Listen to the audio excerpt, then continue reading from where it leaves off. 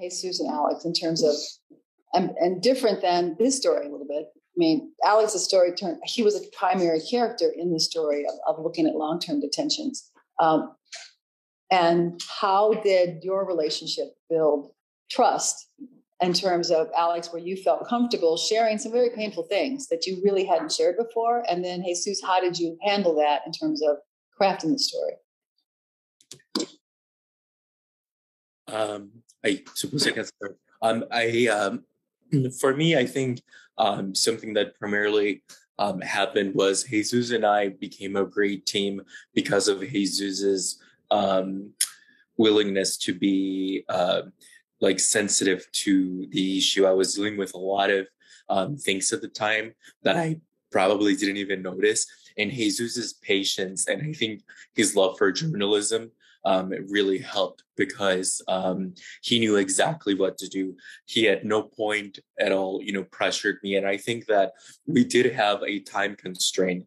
And even though that was the case, Jesus really, really took the time to take a step back and, just kind of hang out with me and get to know me in my own environment and just, listen to me. I think we got together a couple of times before we started actually working on this story without even talking about the subject, just so that I could have, a little bit of leeway to feel comfortable talking to him. And I think that for me went a long, long way. But I think that didn't come, obviously Jesus is a very, very nice gentleman, very, I can't think of the right word, but compassionate. He's very compassionate.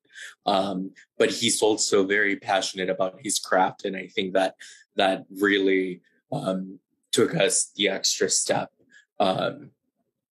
So Jesus, how did you find balance with that, as well as you also included your voice in the story? So tell us a little bit about that. It was very sweet, Alex. Very kind of you. I made Alex cook for me. That was the trick. Right?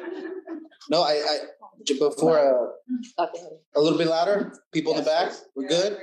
Okay, excellent. Really, really sweet. And to what you two were briefly mentioning, I think journalists and community members are a little bit insane, right? Both of us in this group, right? We picked a career that is not a traditional 9 to 5, right? Mm-hmm. You clock in, you clock out. But both these groups, sometimes work follows you home, right? Sometimes you have to wake up mad extra early or stay up late to get what you need to get done. And then you can work on your real, full-time project, whatever it may be.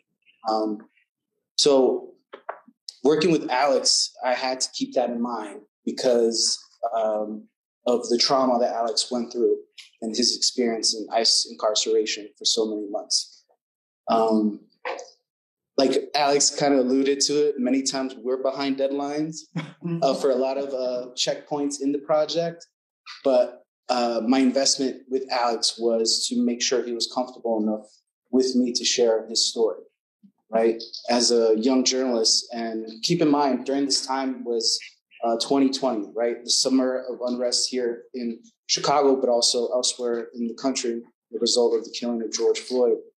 So at that time, you would see these journalism institutions just really screwing up community reporting, right? Mm-hmm. Diving into these groups, getting the soundbite and leaving.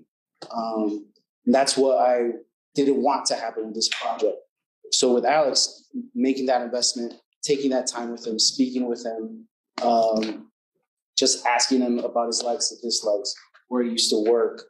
And it wasn't until our first few meetings in where Alex would, he previously mentioned to me before, he was a cook, is a cook. And so made him cook me a meal. And it was a delicious one.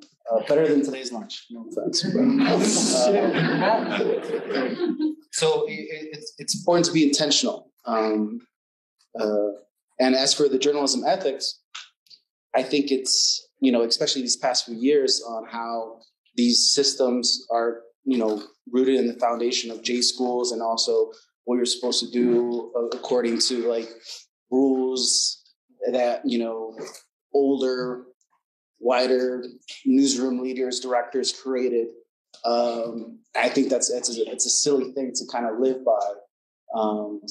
So for this project specifically, it's like, well, it's that old saying, like, well, you treat others how you want to be treated, but also more importantly, like Alex's experience as an ICE detainee, somebody that spent time in incarceration, is a cautionary tale for a lot of different people in different communities, especially here in Chicago, right?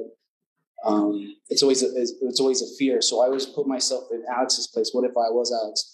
What if Alex was my brother? What if Alex was my cousin? I think we all may have not know somebody personally, but also try to envision ourselves where they were. So like, how would you like to be treated as a community member or as a journalist coming in? Like, how would you like a journalist to come in? And like you mentioned, like they came, ready. They did their homework. With Alex, it was investing in him emotionally and personally.